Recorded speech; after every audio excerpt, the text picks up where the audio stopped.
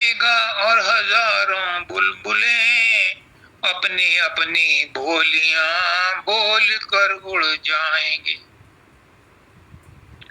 अनादि अनंत काल से ये सृष्टि चली आ रही है, प्रलय महाप्रलय होते आ रहे हैं, लेकिन सृष्टि का क्रम बदस्तूर है। कभी पाषाण युग होता है, कभी मानव युग होता है, कभी एटॉमिक युग होता है, कभी सुपर एटॉमिक युग होता है। चेंजेस होते रहते हैं, लेकिन सृष्टि बदस्तूर घूमती रहती है, चलती रहती है, इसमें परिवर्तन होते रहते हैं।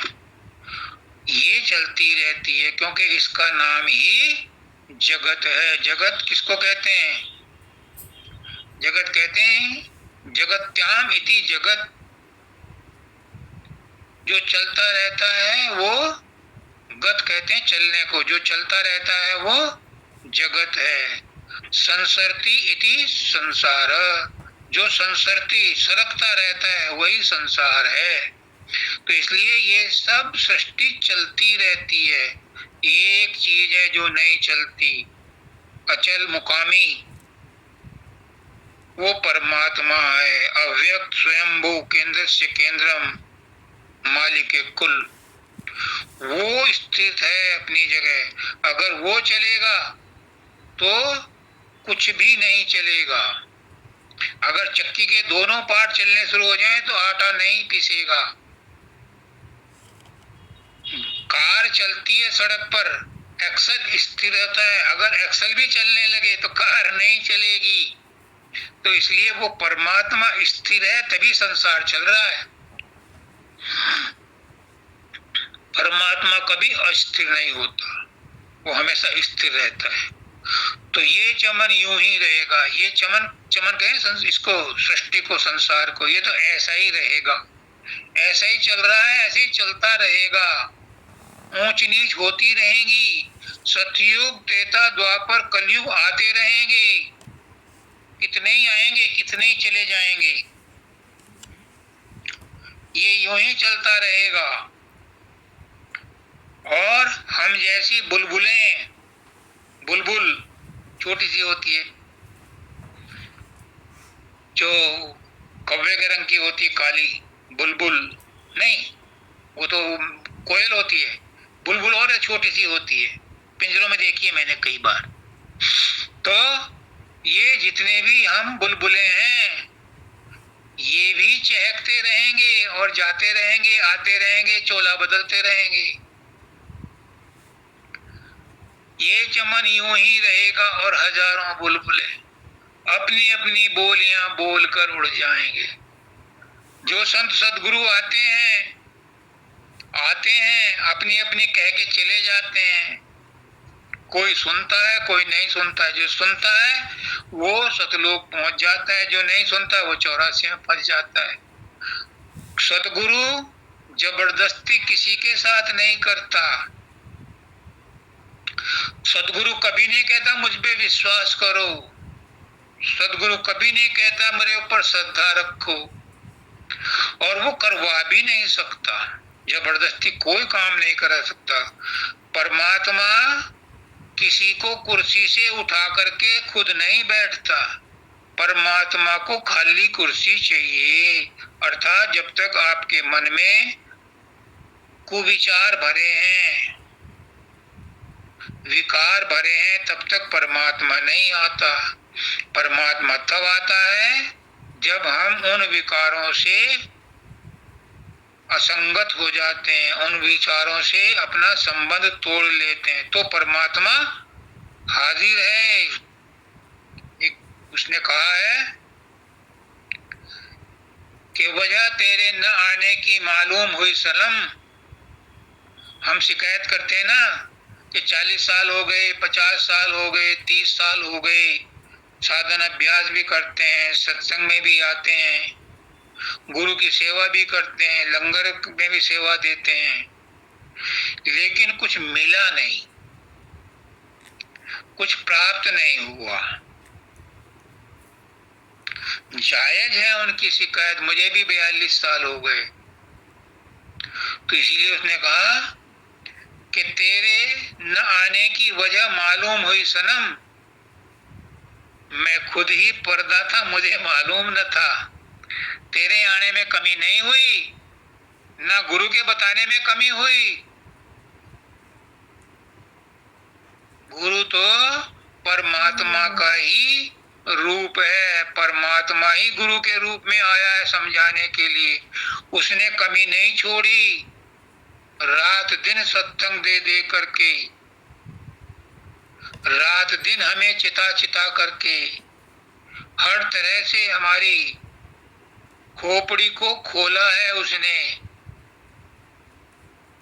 लेकिन मिला क्यों नहीं? इतने प्रयास के बाद भी, हमने भी प्रयास किए और गुरु ने भी किए, तो क्यों नहीं मिला? क्योंकि मैं खुद ही पर्दा था। अहंकार है, अहंकार का है, अहंकार का तजना ही फना होना है, अहंकार का तजना ही फना होना। वरना खाक को क्या खाक में खाक मिला है कोई?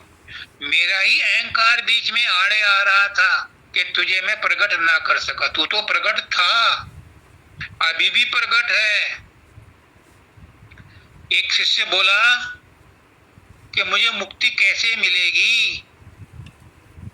तो गुरु ने कहा कि तू जहां खड़ा है तू अभी भी मुक्त है, तू अपने आप को बंधन मानना छोड़ दे, तू अभी भी मुक्त है।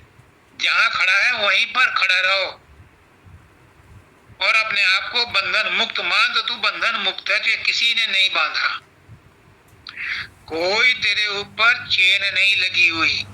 ये कर्म भी तूने नहीं किए जिनको तू जबरदस्ती सोचता है मुझसे अपराध हो गया। नहीं, तूने कोई कर्म किया ही नहीं। कृष्ण भगवान कहते हैं,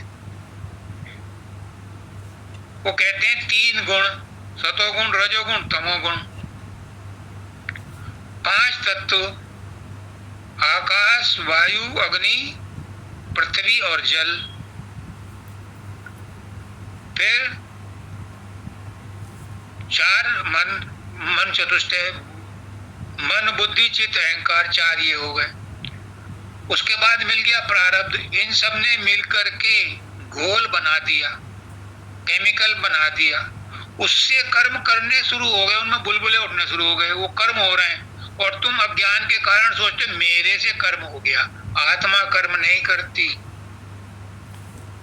ये कर्म तो सूक्ष्म शरीर करवाता है और करता है, और उसी के अंदर इच्छाएं पैदा होती हैं, और उन्हीं इच्छाओं का स्टोर भी चित्त है, कारण शरीर है, उसमें ये स्टोर हो जाती हैं। उन्हें पूरा करने के लिए बार बार शरीर धारण करना पड़ता है। कृष्ण भगवान कहते हैं जो कर्म है, कर्म ही कर्मों में बरस रहे हैं, गुण ही गुणों में बरस रहे हैं, गुरु ही गुरु में बरस रहा है, मनुष्य ही मनुष्य में बरस रहा है। आत्मा ने कोई कर्म नहीं किया, इसलिए आत्मा निर्दोष है। लेकिन उस पर अज्ञान का पर्दा डाल दिया, इसलिए वो मजबूर होकर के अपने आप को हीन मानती है, दीन मानती है, कर्ता मानती है। और जब मानती है, अगर कोर्ट में जाकर के झूठी गवाही दे कि हाँ मैंने मर्डर किया, तो जज फांसी पर चढ़ा देगा। अभी ये एक्सीडेंट हो जाते हैं तो बड़े बड़े सेठ साहूकार क्या करते हैं, ड्राइवर को कहते हैं, हालांकि ड्राइवर भले ही उसमें न ड्राइव कर रहा हो, लड़के ने ड्राइव करा, जैसे पोर्स पुणे में हुआ है ये, कि ड्राइवर को खड़ा कर दिया कि मैं गाड़ी चला रहा था, तो जो चला रहा था फिर सजा उसे ही मिलेगी। तो जब आत्मा अज्ञान के कारण स्वीकार कर लेती है कि हाँ मुझसे पाप हुआ है, तो फिर वो कर्ता बन जाती, फिर वो भोगती है। इसलिए बार बार जन्म लेकर के उसे आना पड़ता है। और अगर वो तत्व ज्ञान हो जाए, उसे इस बात का एहसास हो जाए कि ये कर्म मैंने नहीं किए, तो उसका फल भी उसे नहीं भोगना पड़ेगा। ये बात कुछ कुछ समझ में आई? कोशिश करता हूँ बार बार आपको समझाने की कि ये कर्म भी आपने नहीं किए, ये विचार भी आपके नहीं हैं, और मैं तो ये कहता हूँ कि मैं शरीर भी नहीं हूँ, मैं मन भी नहीं हूँ, मैं कारण शरीर भी नहीं हूँ, मैं वही हूँ जो परमात्मा है, परमात्मा की स्फुलिंग हूँ, परमात्मा की किरण हूँ, परमात्मा की बूंद हूँ। परमात्मा की बूंद और लहर का जो संबंध है, लहर और समुद्र का जो संबंध है, वही आत्मा और परमात्मा का संबंध है। अपने आप को पहचान लो, पहचान ले अपने को तो इंसान खुदा है। जाहिर में गो खाक है मगर खाक नहीं है, जलवों की खता क्या जो दिखलाई नहीं देते, खुद देखने वालों की नजर पाक नहीं है। पहचानो अपने आप को। अगर मुक्त होना चाहते हो तो अपने आप को पहचानो, कहीं दूर नहीं जाना, अंदर में ही घुसना है, बाहर में नहीं मिलेगा। जिसे मिला है अंदर में ही मिला है और अंदर में ही आपको मिलेगा। मैं चाहता हूँ कि सब लोग अपने अंदर में ही, जैसे गुरु ने आपको रास्ता बताया उसके हिसाब से सुमरन ध्यान भजन करो, प्रेम करो, शरणागति करो, तो तुम्हें तुम्हारे अंदर तुम्हारा अपना आत्मा, अपना स्वरूप का दर्शन होगा। और वही स्वरूप का दर्शन परमात्मा के स्वरूप का दर्शन है। सबको राधा।